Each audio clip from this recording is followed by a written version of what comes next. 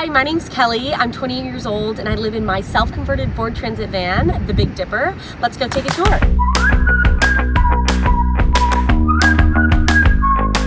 Welcome to my kitchen. This is the first thing you see when you walk in. It's probably one of my favorite spaces in the van. It has that pop of green color and I really love the countertops. I went with a pine, really soft wood, so if you're thinking about doing a countertop, I would suggest going with something a little bit harder, but it was a cheap, easy way to get a countertop on my kitchen. I have my sink and I have 5 gallons of gray water underneath with 30 gallons of fresh water in the garage. In this part, I have all of my different appliances, toaster oven, different cooking utensils, plastic bags, NutriBullet, blender, and cutting boards. In this drawer I have all of my forks, spoons, knives, coins, different variety of things that I'll use.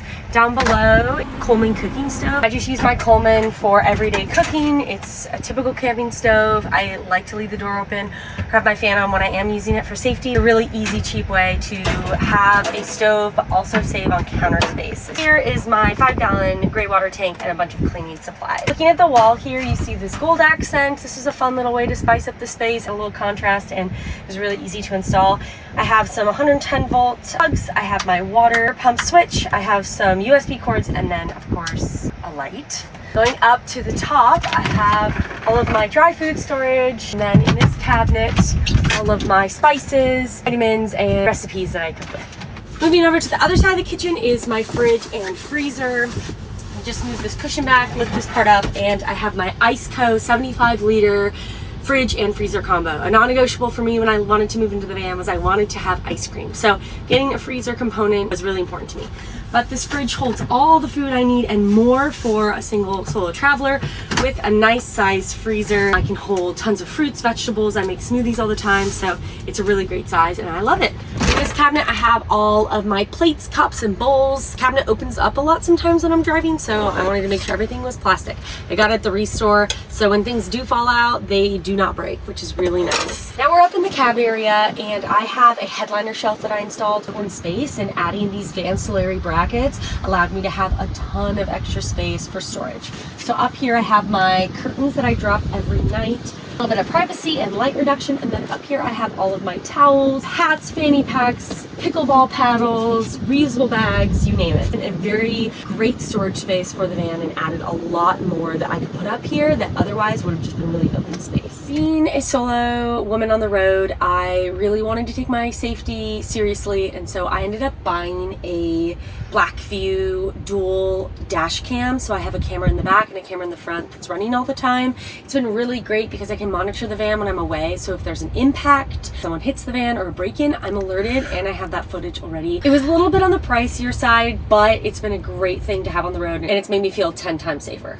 I have my little peanut charm. This was actually the car I lived out of the first time I was on the road. The Planters Nutmobile after college. I was hired as a Planters peanutter to take Mr. Peanut to meet his fans, and we traveled in this 27-foot long peanut all across the country.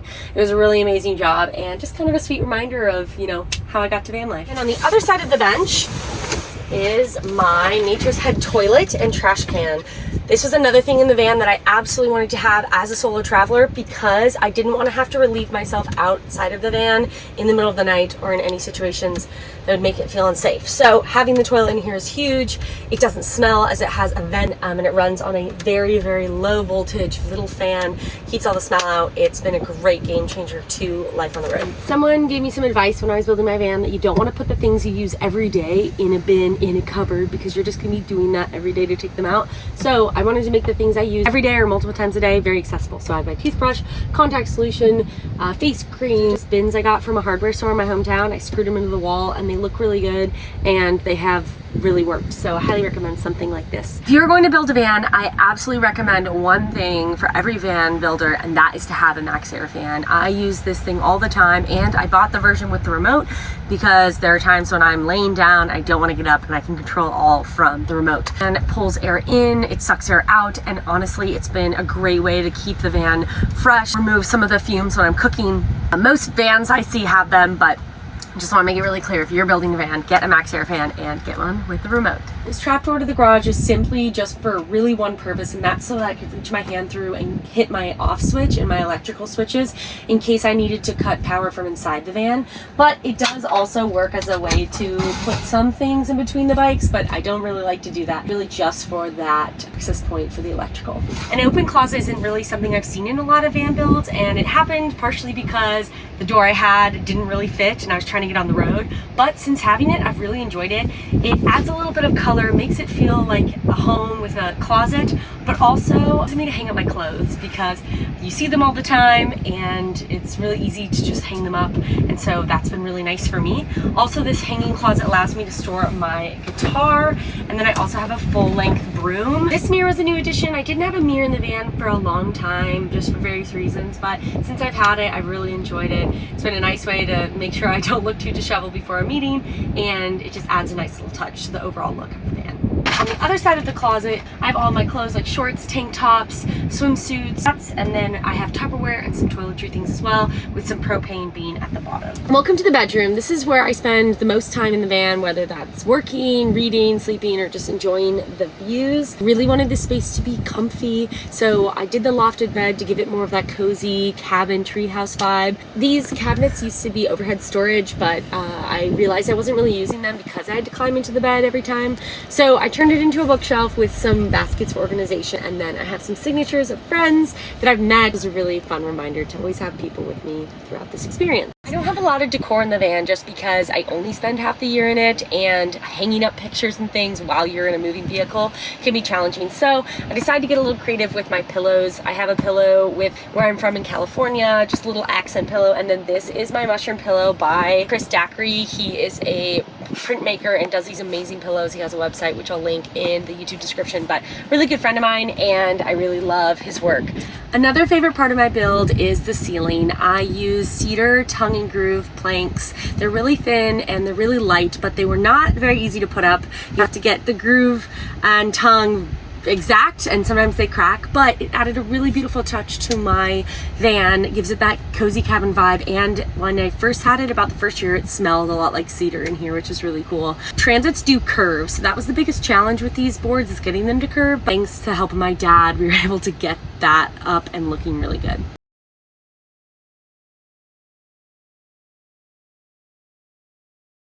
I know this looks a little different than where we previously were on the tour on the beach in Mexico, but unfortunately the wind became too strong and it cut out all my audio. So I'm improvising and I'm filming the rest of my tour, the garage, and talking about the solar system here in San Diego. Jumping into the garage, I went with the fixed bed option to give me more space in the garage so I could have tons of gear, a really nice layout for my electrical and water system, and just extra space to put things that might come up. Something that a lot of people notice about my garage and always comment on is my shoe storage. It's not as full as it typically is, but it's a really creative way to store my shoes and be able to see all of the shoes that I have so that I can kind of figure out what I wear, what I don't wear.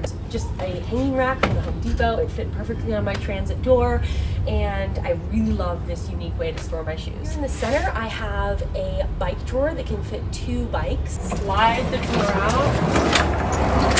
Fairly easy to get on and off. I have a mountain bike, and then this bike is typically an e-bike, but for the sake of my travels, I have this cheaper hand-me-down for my dad. These are 500-pound drawer slides. They are able to hold a lot of weight, which is really amazing. I do have to take the seats and the front tire off for this option to work, but there's no tilting of the handlebars needed, and it maximizes the amount of space by being able to fit 2 bikes in this small part of the garage.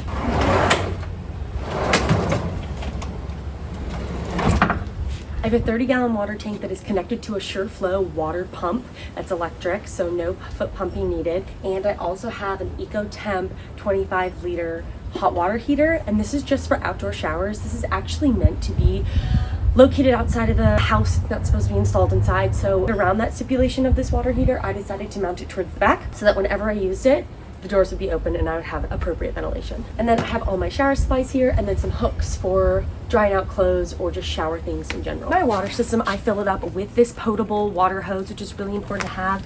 And I have an RV water filter with a nozzle that attaches. I really like this because it has a shutoff valve so that I can turn the water on and this won't start spewing out. So it can make the job easier to fill up your tank if you're a solo person in a van. Moving over to the left side of my garage, I took a lot of the camping gear out so you could see my electrical system. And this is where all of my electric components live.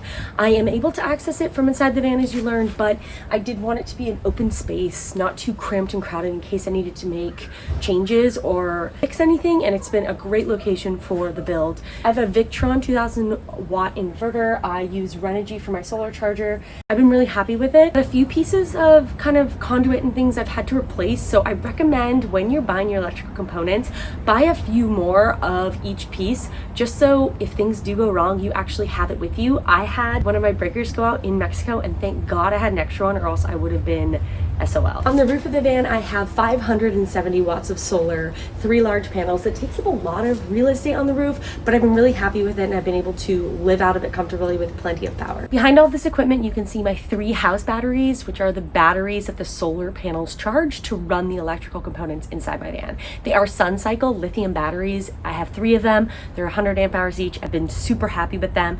I know there's a big toss up between AGM and lithium, but this is me telling you, get lithium. It's definitely worth the extra cost. With this setup, I'm able to run my NutriBullet blender, charge my computer, charge my phones and everything off of 110 volt if I want, and I can even run a toaster oven.